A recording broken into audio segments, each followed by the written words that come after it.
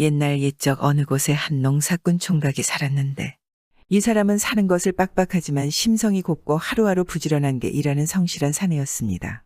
농사를 지내면서도 논에 사는 하찮은 미물도 죽이지 않고 소중하게 생각했습니다. 이 농사꾼 마을에 큰 강이 하나 있었습니다. 한 해 여름에는 비가 많이 와서 큰 물이 졌습니다. 큰 물이 지면 강물이 많이 불어서 흙탕물이 마구 내려올 게 아니겠습니까? 하루는 농사꾼이 강가에 나가보니 아기 한 마리가 강물에 빠져서 허우적거리며 둥둥 떠내려오고 있더란 말입니다. 아마 산골짜기를 지나다가 갑자기 불어서 내려오는 흙탕물에 휩쓸렸던 것입니다. 적에도 한 세상 살려고 태어났을 텐데 저렇게 죽도록 내버려 둘 수는 없다. 이렇게 생각하고 긴장대로 개를 건져줬습니다. 물을 많이 먹은 것을 토하게 하고 집에 데려다가 잘 보살펴줬습니다. 그 다음 날 또 강가에 나가보니 이번에는 뱀 한 마리가 흙탕물에 휩쓸려 둥둥 떠내려오고 있는 것입니다. 비록 징그러운 뱀이지만 목숨은 다 같이 중한 것이니 어찌 보고만 있겠는가. 이렇게 생각하고 뱀도 건져줬습니다. 오랫동안 물에 떠내려오느라고 정신을 못 차리고 있는 것을 집에 데려다 집더미 속에 넣어두고 보살펴줬습니다. 그 다음 날 또 강가에 나가보니 이번에는 노파가 물에 빠져 떠내려오면서 살려달라고 소리를 친단 말입니다. 말 못하는 짐승도 건져줬는데 사람이야 더 말할 것이 없지 않겠습니까? 얼른 건져다가 집에 데리고 와서 미움도 쑤어 먹이고 옷도 갈아입히고 극진히 보살펴줬습니다. 며칠이 지나자 비도 멎고 강물도 줄어들었습니다. 구해준 게 뱀, 노파도 모두 정신을 차리고 기운을 되찾았습니다. 그래서 셋을 보고 이제는 저마다 제가 할 길로 가서 잘 살라고 했습니다. 그랬더니 개와 뱀은 어디론가 가버렸는데 노파는 남편도 여의고 자식도 없고 돌아갈 집도 없다고 가지를 않는 것입니다. 집안일을 할 터이니 여기서 살게 해주시오. 이렇게 부탁을 하기에 힘없고 가엾은 노인을 못 본 척하기 그래서 그러라고 하고 그 사람을 엄마처럼 여기고 데리고 살았습니다. 구해준 노파와 함께 농사를 지으면서 살았는데 몇 달이 지나서 하루는 개가 농사꾼을 찾아왔습니다. 너는 그때 물에서 건져준 개가 아니냐? 참 반갑구나. 그래, 무슨 일로 나를 다시 찾아왔느냐? 그랬더니 개가 농사꾼의 소매를 물고 끌면서 따라오라는 신용을 하는 것입니다. 그래서 따라갔습니다. 개는 산으로 자꾸 들어가더니 한 곳에 이르러 발로 땅을 파는 신용을 하는데 가만히 보니 거기에 산삼이 많이 있었습니다. 캐보니 어린아이 몸뚱이만 한 산삼이더란 말입니다. 개가 가리키는 곳마다 산삼이 나오는데 다 캐니 몇십 불이나 되더란 말입니다. 산삼이라는 게 값이 좀 많이 나가지 않겠습니까? 그걸 내다 팔아서 이 농사꾼은 금세 부자가 됐습니다.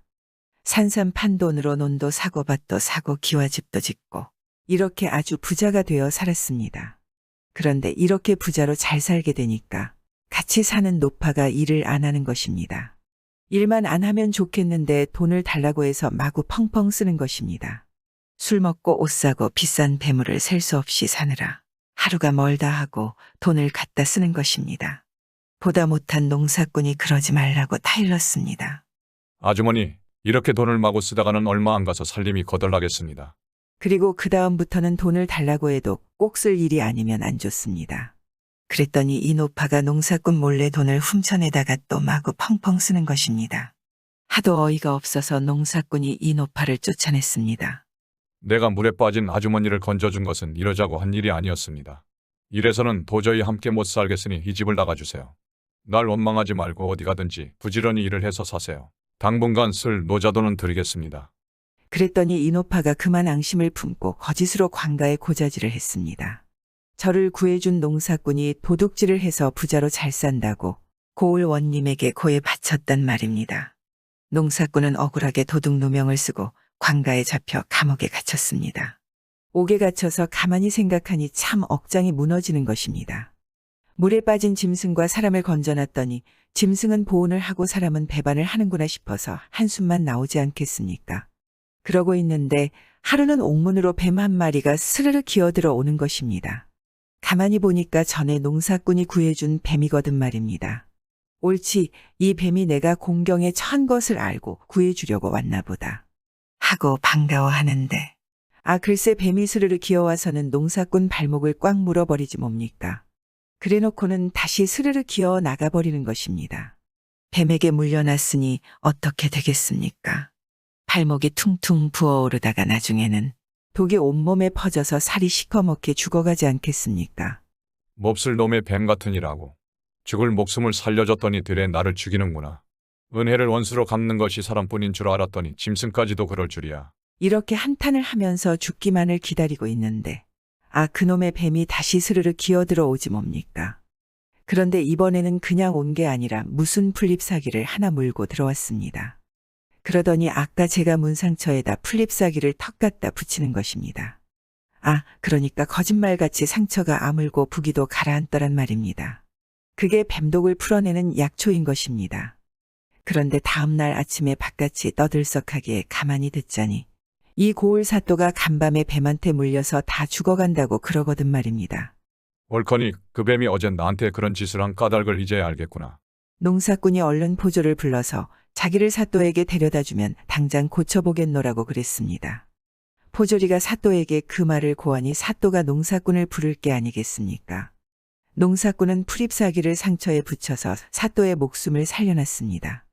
사또는 농사꾼에게서 자초지종 이야기를 다 듣고 나서 농사꾼을 옥에서 풀어주고 누명 씌운 노파를 도로 옥에 가두고 그곳에서 죽을 때까지 가두었습니다.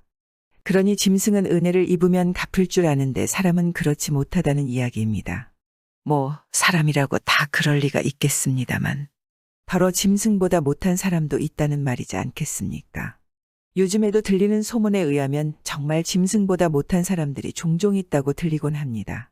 그런 사람들은 입에 음망덕한 노파처럼 감옥에서 비참하게 생을 마감할 수 있습니다.